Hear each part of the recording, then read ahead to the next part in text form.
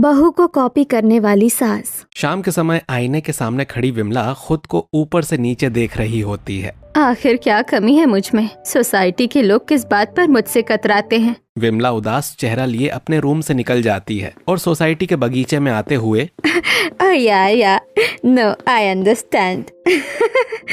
वाह बहन जी, क्या बात कही। विमला बिना बात समझे लोगों की बातों में शामिल होने की कोशिश करती है, जिसकी वजह से सोसाइटी के लोग आपस में बात करते हुए विमला को देख नजरें चुरा लेते हैं।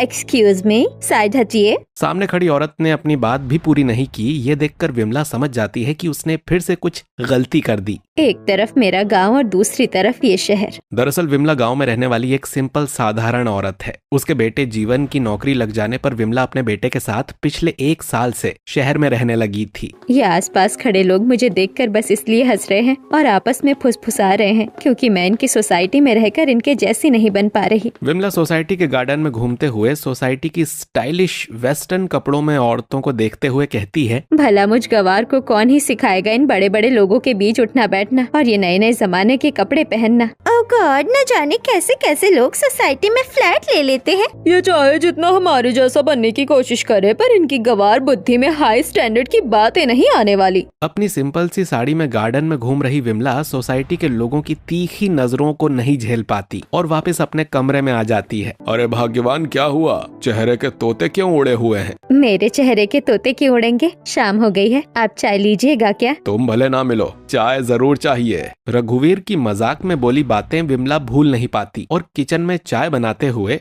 काश मैं भी सोसाइटी की दूसरी औरतों की तरह खुद को तैयार कर पाती। सोसाइटी के लोगों से नजरअंदाज की गई विमला खुद में बदलाव कैसे लाए सोचते हुए चाय बना लेती है और अपने पति को चाय देती है। बेटी तो हमारी कोई है नहीं कि कन्यादान का पुण्य मिले, पर अब बहू के हाथों की चाय पीने की इच्छा होती है। अब अपने बेटे की शादी करवाने का समय भी हो गया है। रघुवीर की बातें सुन सोफे पर बैठी चाय पीती हुई विमला के मन में ख्याल आता है। पुरानी जरूरी बातें एक माँ अपनी बेटी को बताती है और समाज के नए तौर तरीके एक बेटी अपनी माँ को बताती है, पर मेरी तो कोई बेटी ही नहीं है। पर अगर मैं अच्छे संस्कारों वाली स्टाइलिश बहू लेकर आऊँ तो उससे मैं बहुत कुछ सीख सकती हूँ। विमला मन ही मन ये बात तय कर लेती है कि वो अपने बेटे जीवन की शादी एक मॉडर्न स्टाइलिश पर संस्कारी लड़की से करवाएगी। वहीं दूसरी तरफ जीवन अपने ऑफिस में बॉस की बेटी के साथ बातें करते हुए, ऐसा नहीं है कि मैं तुमसे शादी नहीं करना चाहता, मैं तुम्हें तहे दिल से प्यार करता हूँ और शादी भी तुम ही से करूंगा। अगर ऐसी बात है तो तुम हमारी बात मेरे पापा से कब करोगे? मैं नहीं चाहता कि कोई मेरे कैरेक्टर पर उंगली उठाए और ये कहे कि बॉस की बेटी को फंसाकर सारी प्रॉपर्टी हड़प ली। हमारे बारे में तुम्हें ही अपने पिताजी को बताना पड़ेगा। मैं वादा करता हूँ मैं पीछे नहीं हटूंगा। ठीक है, तो आज शाम के ऑफिस के बाद हमारे बारे में डैड को सब बता दूंगी। अमीर पिता की इकलौती बेटी तान्या, जो बहुत स्टाइलिश, सुंदर और हमेशा खुद में कुछ यूनिक ढूंढने वाली लड़की, तान्या विमला के बेटे जीवन से प्यार कर बैठती है और दोनों शादी भी करना चाहते थे। इसीलिए घर जाकर ये बात तान्या शाम को अपने पिता को बताती है। डैड, मुझे आपसे कुछ बात करनी है। ओह माय स्वीटहार्ट, बोलो क्या कहना है? मैं शादी करना चाहती हूँ। मैं तो कब से इसकी राह देख रहा था। कल तुम्हारे लिए बड़े से बड़े हस्तियों के बेटे के रिश्ते मंगवाता हूँ।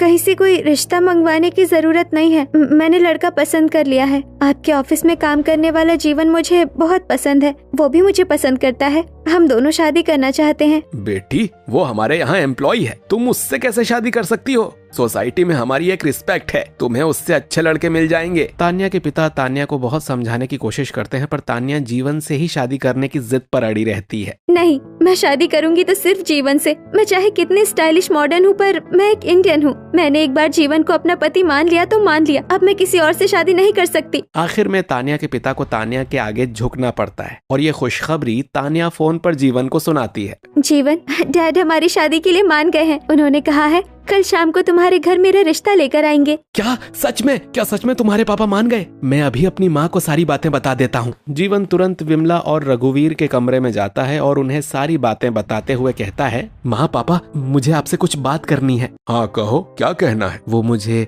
मेरे बॉस की बेटी तान्या बहुत पसंद है। तान्या भी मुझे पसंद करती है और हम दोनों ने शादी करने का फैसला किया है। हमारे पूरे परिवार में कभी किसी ने खुद लड़की पसंद नहीं की है। तेरी शादी हमारी मर्जी से होगी, समझा? माँ, तान्या बहुत अच्छी लड़की है, एक बार उससे मिल तो लो, बस एक बार। अगर तुम मना करोगी तो मैं उससे शादी नहीं करूंगा। जीवन के इतना कहने पर विमला और रघुवीर तान्या से मिलने के लिए तैयार हो जाते हैं और अगली शाम तान्या अपने पिता के साथ जीवन के घर आती है, जहाँ दरवाजे पर आइए आइए, हम लोग आप लोगों का ही इंतजार कर रहे थे। रघुवीर दरवाजे पर खड़े तान्या के पिता और तान्या को सोफे पर बैठा देते हैं। जी कोई तकलीफ तो नहीं हुई ना यहाँ आने में? नहीं नहीं, कोई तकलीफ नहीं। आप लोग भी क्या बातें करने लगे। माँ, इससे मिलो, ये है तान्या और ये मिस्टर बजाज, मेरे बॉस। जीवन के इंट्रोडक्शन कराने पर तान्या खड़ी होकर जीवन के माता पिता का आशीर्वाद लेती है और तभी तान्या को अच्छे से देखते हुए, कितनी सुंदर लड़की है और कपड़े भी कितने अच्छे पहने हैं और थोड़े से समय में ही किस तरह मुझसे घुल मिल रही है। यही वो लड़की है जिसे मैं अपनी बहू के रूप में ढूंढ रही थी। विमला तान्या के ड्रेसिंग सेंस,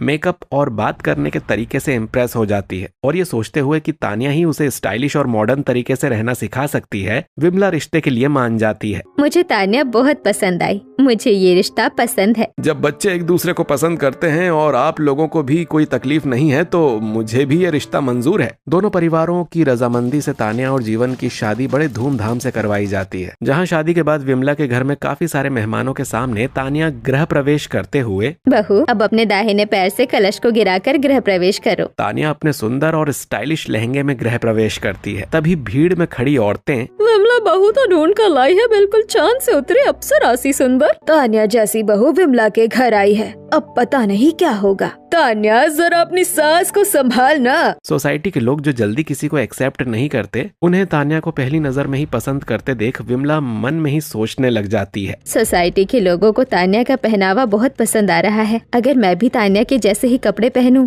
और उसी की तरह तैयार हो जाऊं तो सोसाइटी के लोग मुझे भी पसंद करेंगे। गृह प्रवेश का कार्यक्रम खत्म होता है, सभी अपने अपने घर चले जाते हैं। तान्या भी अपने रूम में चली जाती है, पर गृह प्रवेश की थाली लिए हॉल में खड़ी विमला, मैं कल से ही बहू से चीजें सीखना शुरू कर दूंगी। कल बहू की पहली रसोई होगी और खुद में बदलाव लाने का मेरा पहला दिन भी। मन के लड्डू खाती हुई विमला अपने कमरे में जाकर सो जाती है और अगले दिन तान्या अपने कमरे में आईने के सामने खड़ी तैयार होती हुई, मैं जब दूसरों की पार्टी में इस तरह तैयार होती हूँ कि सब मुझे ही देखते रह जाते हैं, तो आज तो मेरी खुद ही मुँह दिखाई है। आज मेरी ये स्पेशल ड्रेस फंक्शन में सभी को बता देगी कि जहाँ तान्या होती है वहाँ किसी और की तारीफ नहीं होती। तान्या हमेशा से हर पार्टी की पहचान बनने की शौकीन होती है, जिस वजह से वो हर पार्टी के लिए एक अलग तरह की ड्रेस डिजाइन करवाती है। तान्या ने अपने मुंह दिखाई फंक्शन के लिए एक लाल मरमेड स्टाइल का गाउन पहना हुआ होता है, जिस पर एक मरमेड सिलहूट है जो घुटनों तक फिट बैठता है। गाउन में एक गहरा वी नेकलाइन और फिर नीचे की ओर एक बड़ी घुमावदार स्कर्ट फैली हुई थी। साथ ही पूरे ड्रेस पर जटिल सेक्विन कढ़ाई और एक चटक लाल रंग था। वहीं दूसरी तरफ विमला अपनी साधारण सी साड़ी में फंक्शन की तैयारी कर रही थी। काफी देर हो गई, बहू नीचे नहीं उतरी है, मैं ही उसे बुला कर लाती हूँ। पहली रसोई के बाद मुँह दिखाई की रस्म भी करनी है। विमला तान्या के कमरे में जाती है, जहाँ तान्या मेकअप कर रही होती है। इतनी सुंदर मेरी बहू, तैयार होने के बाद मेरी बहू तो और सुंदर लगने लगती है। विमला बिना पलकें झपकाए एक टक बस तान्या को मेकअप करते देखते रह जाती है। कुछ देर बाद जब तान्या अपना मेकअप खत्म करती है, अरे मम्मी आप बाहर क्यों खड़ी हैं? अंदर आइए ना। विमला तान्या के पास जाती है और उसके मेकअप प्रोडक्ट्स को देखते हुए उससे कहती है, बहू तू तो कल से भी ज्यादा सुंदर आज लग रही है, ऐसा क्या कर लिया है तूने? मम्मी जी मैंने तो बस अपना थोड़ा सा मेकअप किया है। मम्मी जी अगर आप भी थोड़ा तैयार होंगी तो और सुंदर लगेंगी। अच्छा ठीक है, अब जल्दी चल, नीचे फंक्शन शुरू करना है। विमला तान्या को लेकर हॉल में आती है, जहाँ सभी लोग सिर्फ तान्या को ही देखते हैं और उसकी तारीफ करते हैं। ओह वाह, व्हाट अ वंडरफुल ड्रेस, किस डिजाइनर से डिजाइन करवाई है? ये ड्रेस कितनी प्रिटी है, बहुत सुंदर ड्रेस है और बहू भी उतनी ही सुंदर है। मेकअप कितना अच्छा किया है, ऐसा लगता है किसी प्रोफेशनल ने किया है। सभी लोगों से तारीफ सुनकर तान्या मन ही मन खुश होती है और विमला तान्या की तारीफ सुनते हुए सोचती है, ओह तो सोसाइटी वालों को स्टाइलिश कपड़े पसंद है। आज से मैं भी तान्या जैसे ही कपड़े पहनूंगी, उसी की तरह तैयार होंगी और तान्या जिस तरह बात करती है मैं भी वैसे ही बात करूंगी। ऐसे ही तारीफों के साथ तान्या की मुंह दिखाई और पहली रसोई की रस्म खत्म हो जाती है, जहां अगले दिन बहू इसी समय तैयार होती है। मैं जाकर देखती हूँ वो तैयार कैसे हो रही है। विमला तान्या के कमरे के बाहर पहुँचती है और दरवाजे से झांक कर देखती है कि तान्या अपने कमरे में मेकअप कर रही होती है। मैं अंदर जाकर पूछूंगी तो अच्छा नहीं लगेगा, यहीं खड़ी होकर चुपचाप बहू को मेकअप करते हुए देखती हूँ। विमला दरवाजे के पीछे छुपकर तानिया को मेकअप करते हुए देखने लगती है। ये बहू अलग अलग ब्रशों से अपने चेहरे पर क्यों रगड़ रही है? अरे यहाँ से तो कुछ भी समझ नहीं आ रहा, थोड़ा नजदीक से देख पाती तो कुछ दिखता। विमला दरवाजे के पास छुपकर खड़ी रूम में झांक ही रही थी कि तभी तानिया दरवाजे की तरफ बढ़ती है। लगता है कोई दरवाजे से झांक रहा था। तानिया को अपनी ओर आता देख विमला डर कर भाग जाती है। तानिया दरवाजे तक आकर कहती है, लगता है मुझे गलतफहमी हुई, यहाँ तो कोई नहीं है। तानिया न्यू वेडिंग लुक लेकर अपने ऑफिस चली जाती है। ये अच्छा मौका है, बहू अभी घर में नहीं है, मैं जाकर मेकअप करने की कोशिश करती हूँ। विमला बिना किसी देरी के तानिया के कमरे में पहुँच जाती है। मेकअप प्रोडक्ट्स और ब्रश देकर हाथों में लेकर, यही रंग बहू अपनी आँखों पर लगा रही थी, मैं भी लगाऊंगी। ये सोचते हुए विमला अपनी बहू के आई प्रोडक्ट्स के हर कलर को अपनी आँखों पर लगा लेती है। मेरी आँखें कितनी रंग बिरंगी लग रही है, एकदम बहू की तरह। एक काम करती हूँ, इन्हें दिखा कर आती हूँ। विमला अपने कमरे में अपने पति को आई शेडो दिखाने चली जाती है। ए जी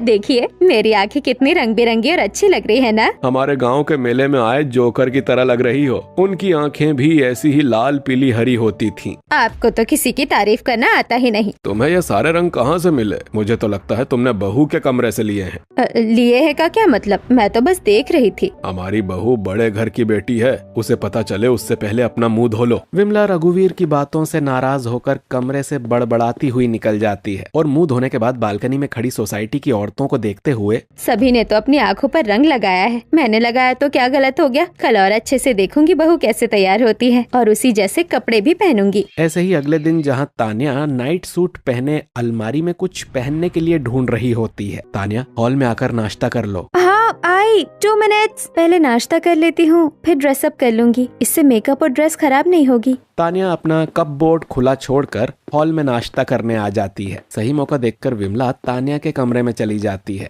लगता है भगवान भी चाहते हैं मैं अपनी बहू के कपड़े पहनूं। इनमें से कोई एक कपड़ा निकाल लेती हूँ। विमला कबर्ड से एक ड्रेस निकाल लेती है और तानिया के आने से पहले बेड के नीचे छुप जाती है। थोड़ी देर बाद तानिया कमरे में आती है। मुझसा न हसीन कोई। अब मैं जल्दी जल्दी तैयार हो जाती हूँ, ऑफिस के लिए लेट नहीं हो सकती। बेड के नीचे छिपी विमला तानिया को स्टेप वाइज मेकअप करते हुए देखती है। Vimla base, concealer, eyeliner, eye shadow, blusher, mascara और हेयर वॉल्यूमाइजिंग स्प्रे लगाते हुए देखती है और सब याद कर लेती है। ओह माय गॉड, आज तो मैं और भी सुंदर लग रही हूँ। Let's go for office. Tania के जाने के बाद विमला बेड के नीचे से निकलकर किचन में चली जाती है। पहले दोपहर का खाना बना लेती हूँ, फिर मैं भी बहू की तरह तैयार होकर सोसाइटी में चक्कर मारने जाऊंगी। विमला जल्दी जल्दी खाना बनाती है, कपड़े धोती है और घर के छोटे मोटे काम निपटाकर चुपके से तानिया के कमरे में आ जाती है और बिल्कुल उसी तरह मेकअप लगाने लगती है जैसे तानिया लगाती है। बहू ने पहले ये वाली क्रीम लगाई थी, फिर ये वाली और ये लाल रंग गालों में। विमला शीशे के सामने तानिया का जितना मेकअप रखा होता है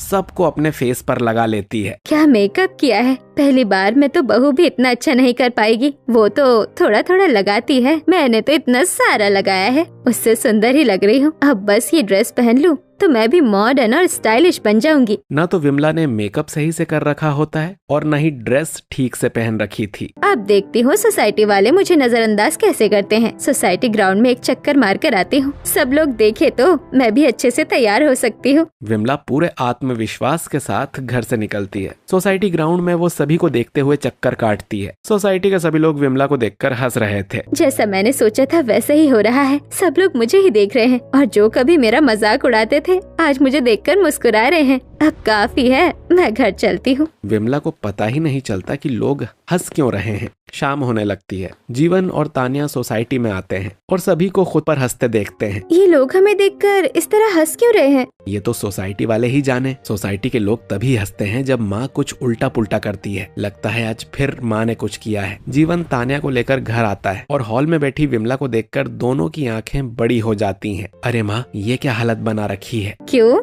कैसी लग रही हो? लग रही हो ना फर्स्ट क्लास। विमला को देखकर तानिया अपनी हंसी रोक नहीं पाती और मजाक उड़ाते हुए कहती है, फर्स्ट क्लास?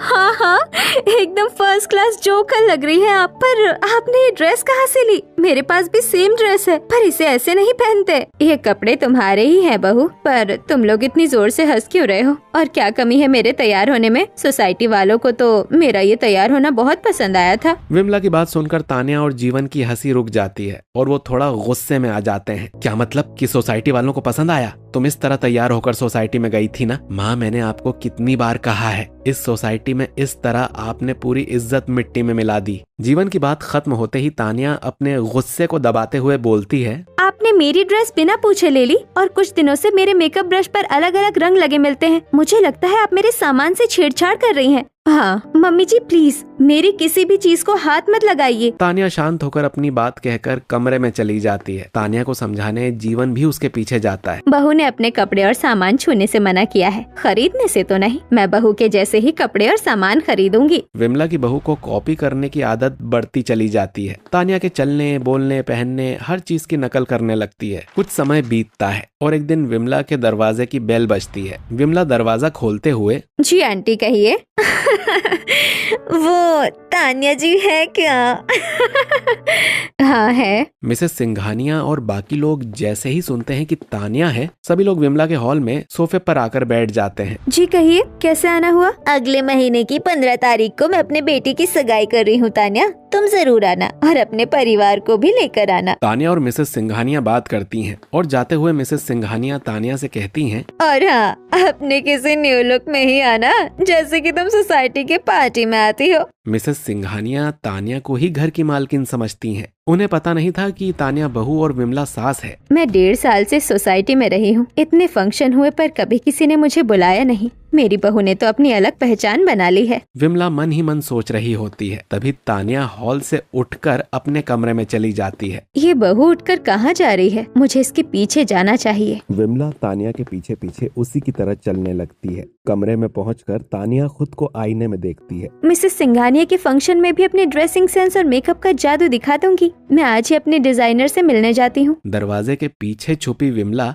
डिजाइनर वाली बात सुनकर, बहू ने मुझे अपने कपड़े छूने से मना कर दिया, पर अपने जैसे कपड़े सिलवाने से नहीं। मैं बिल्कुल बहू जैसे ही ड्रेस बनवाऊंगी और अच्छे से तैयार होकर सबको सरप्राइज दूंगी। तान्या कमरे से तैयार होकर निकलती है। विमला भी उसका पीछा करने लगती है। जहाँ रास्ते में चलते हुए, क्या कोई मेरा पीछा कर रहा है? नहीं, शायद मैं ज्यादा सोच रही हूँ। भला मेरा पीछा कोई क्यों ही करेगा? ये सोचते सोचते तान्या अपने डिजाइनर के पास पहुंचकर उसे अपनी ड्रेस के बारे में समझाती है। मुझे एक एंगेजमेंट में जाना है। एक बढ़िया सुंदर सी ड्रेस चाहिए और याद रहे, नो कॉपी, ओनली ओरिजिनल। जी मैडम जी, मिल जाएगी। तान्या ड्रेस बुक करके चली जाती है। उसके जाते ही विमला डिजाइनर के सामने आकर, अभी जिस लड़की ने ऑर्डर दिया है वो मेरी बहू है। उसे बताए बिना बिल्कुल एक वैसी ही ड्रेस मेरे लिए भी तैयार कीजिए। मैं उसे सरप्राइज देना चाहती हूँ। जी मैं आपकी बात समझ गया। तान्या ने जैसे जैसे चीजों का ऑर्डर दिया था या खरीदी थी, उसी दुकान से वही सामान विमला खुद के लिए भी मंगवाती है और खरीद लेती है। साड़ी शॉपिंग कंप्लीट कर तान्या अपने कमरे में आकर बैठती है। उसी के पीछे पीछे विमला भी घर चली आती है। ओहो, आज तो मैं बहुत थक गई। पहले डिजाइनर के पास गई, फिर ज्वेलरी वाले के पास, फुटवेयर वाले के पास, एसेसरीज वाले के पास। ओह गॉड, मैंने आज कितनी दुकानों के चक्कर काटे हैं। विमला भी तान्या के तुरंत बाद इन सभी दुकानों पर जाकर अपने लिए एक जैसी चीजें ऑर्डर कर देती है। कुछ दिनों में दोनों सास बहू के ऑर्डर अलग अलग दोनों को मिल जाते हैं और फंक्शन वाले दिन तान्या अपने रूम में ग्रीन टी। ड्रेस फिट रहे इसके लिए फिगर मेंटेन करना बहुत जरूरी है। ग्रीन टी इसमें बहुत हेल्पफुल भी होती है। आज रात तो मैं अपनी सुंदर सी ड्रेस पहनकर पार्टी में सबका दिल जीत लूंगी। दिन खत्म होने में समय नहीं लगता और पलक झपकते ही फंक्शन का समय भी हो जाता है। तान्या अपनी ड्रेस पहन आईने के सामने खड़ी होकर खुद को निहारने लगती है। जीवन, आज देखना, पार्टी में मुझसे ज्यादा सुंदर तो कोई लड़की होगी ही नहीं। मुझे तो लगता है कहीं दुल्हन को देखने की जगह लोग मुझे ही ना देखते रहे। मुझे भी कुछ ऐसा ही लगता है। अब चलो, माँ और पापा को टाइम लगेगा। अभी तो चलो हम निकलते हैं। तान्या और जीवन एंगेजमेंट फंक्शन पहुंचते हैं। तान्या पहुंचते ही सबका ध्यान आकर्षित कर लेती है। उसकी गुलाबी रंग की फिश कट गाउन, जिसमें फूलों की कढ़ाई हुई थी, जो घुटनों के नीचे से फैला हुआ था और पीले, सफेद और हरे रंग के धागों और मोतियों से फूलों की कढ़ाई की हुई थी। तान्या ने गाउन के साथ एक छोटा मैजेंटा रंग का क्रॉप टॉप भी स्टाइल किया हुआ था। Oh my sweet heart darling, मुझे तुमसे यही उम्मीद थी। इस पार्टी में तुम्हारी ड्रेस को टक्कर देने वाला कोई नहीं है। पार्टी में चारों तरफ तानिया की ड्रेस की चर्चा हो रही थी और अपनी तारीफ सुन तानिया फूली नहीं समा रही थी। तभी पार्टी में विमला आती है। ओह हाय मिसेस सिंघानिया। पार्टी में विमला को देखते ही तानिया की आंखें बाहर निकल आती हैं और सभी लोग हील पहनकर लड़खड़ाती हुई विमला का मजाक उड़ाने लगती हैं। अरे कौन है ये स्टूपिड? किसके साथ आई है? तान्या के साथ। ये तान्या की सास है। ये तान्या की सास है या उसकी बड़ी बहन? खुद की बेइज्जती होते देख तानिया का गुस्सा फूट पड़ता है। मिल गई आपके कलेजे को ठंडक, करवा देना भरी समाज में मेरी बेइज्जती। तानिया आंखों में आंसू भरे पार्टी छोड़कर अपने घर चली आती है। तानिया के पीछे जीवन भी चला जाता है। बड़े समाज में अपनी बहू की बेइज्जती होते देख विमला भी पार्टी में एक पल नहीं रुकती और लड़खड़ाते हुए तुरंत अपनी बहू के पीछे घर चली आती हैं, जहां तानिया के रूम में जाकर हाथ जोड़कर वो उससे माफी मांगने लगती है। मुझे माफ कर दे बेटी, मुझे नहीं पता था मेरी वजह से तेरी इतनी बदनामी हो जाएगी।